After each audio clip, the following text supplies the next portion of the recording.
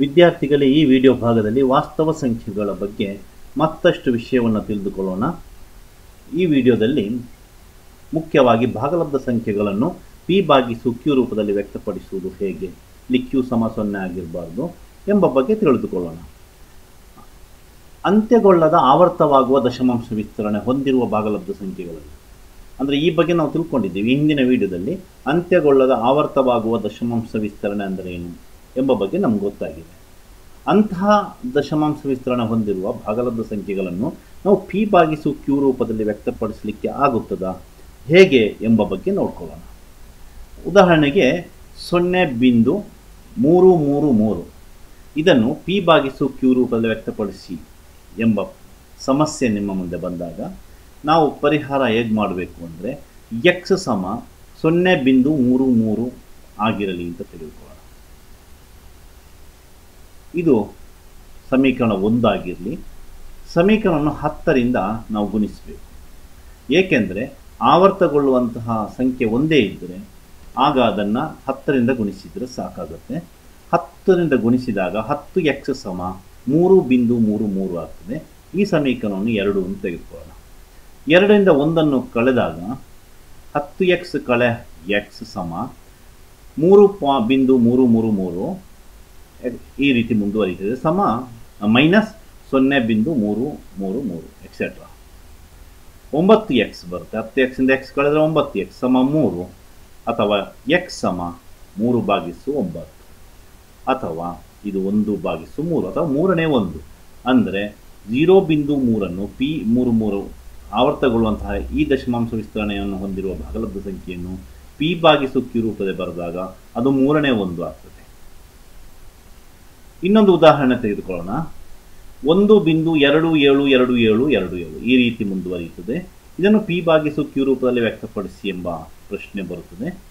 ಪರಿಹಾರ x ಕೊಟ್ಟಂತಹ ದತ್ತ ಆವರ್ತ ದಶಮಾಂಶ ವಿಸ್ತರಣೆಯನ್ನು ಹೊಂದಿರುವಂತಹ ಸಂಖ್ಯೆಯನ್ನು ನಾವು x ಅಂತ ತೆಗೆದುಕೊಳ್ಬೇಕು.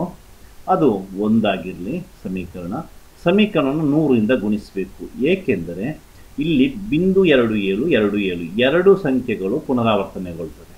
3ರಲ್ಲಿ 1 ಅಂಕಿ ಮಾತ್ರ ಪುನರಾವರ್ತನೆಗೊಳ್ತಾ ಇತ್ತು, 2 ಅಂಕಿಗಳು ಪುನರಾವರ್ತನೆಗೊಳ್ತಾ ಇದೆ. ನೀವು 100ರಿಂದ ಗುಣಿಸಬೇಕು, 2 0 ಇರಬೇಕದು. ಆಗ 100x = 127.2727 ಹೀಗೆ ಮುಂದುವರಿಯುತ್ತದೆ. ಇದನ್ನು ಸಮೀಕರಣ 2 ಅಂತ ತೆಗೆದುಕೊಳ್ಳಿ. ಸಮೀಕರಣ 2ರಿಂದ 1 ಕಳೆದಾಗ 100x - x = 127.27 etcetera -1.277 etcetera. 99x = 126 ಆಗ್ತದೆ. x = 126/99 14/11 ಅಥವಾ 11ನೇ 14 ಆಗ್ತದೆ. ಇನ್ನೊಂದು ಉದಾಹರಣೆ ನೋಡೋಣ. ಅದು 0.23535 ಇದನ್ನು p/q ರೂಪದಲ್ಲಿ ವ್ಯಕ್ತಪಡಿಸಿ. ಇಲ್ಲಿ ಆವರ್ತಗೊಳ್ತಾ ಇರೋದು 35 ಮಾತ್ರ. ಪರಿಹಾರ x ದತ್ತ ಸಂಖ್ಯೆ ಅಂತ ತೆಗೆದುಕೊಳ್ಳಿ. ಅದು ಸಮೀಕರಣ 1 ಆಗಿರಲಿ.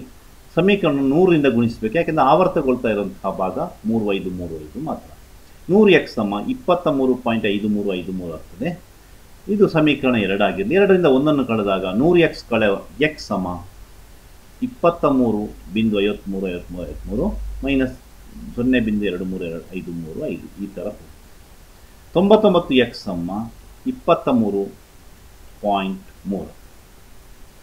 x = 23.3/99, ಅಥವಾ ಇಲ್ಲಿ ಬಿಂದು ಬಂದಿರೋದ್ರಿಂದ ಇದಕ್ಕೆ ನಾವು 10ರಿಂದ ಗುಣಿಸಿದರೆ 999ನೇ 233, ಅಥವಾ 233/999. ವಿದ್ಯಾರ್ಥಿಗಳ ಈ ಭಾಗಲಬ್ಧ ಸಂಖ್ಯೆಗಳನ್ನು ನಾವು p/q ರೂಪದಲ್ಲಿ ವ್ಯಕ್ತಪಡಿಸಬಹುದು ಎಂಬುದನ್ನು ನಾವು ತಿಳ್ಕೊಂಡೆವು. ನಿಮಗೆ ಇದು ಇಷ್ಟ ಆಯಿತು ಅಂತ ಭಾವಿಸ್ತೀನಿ.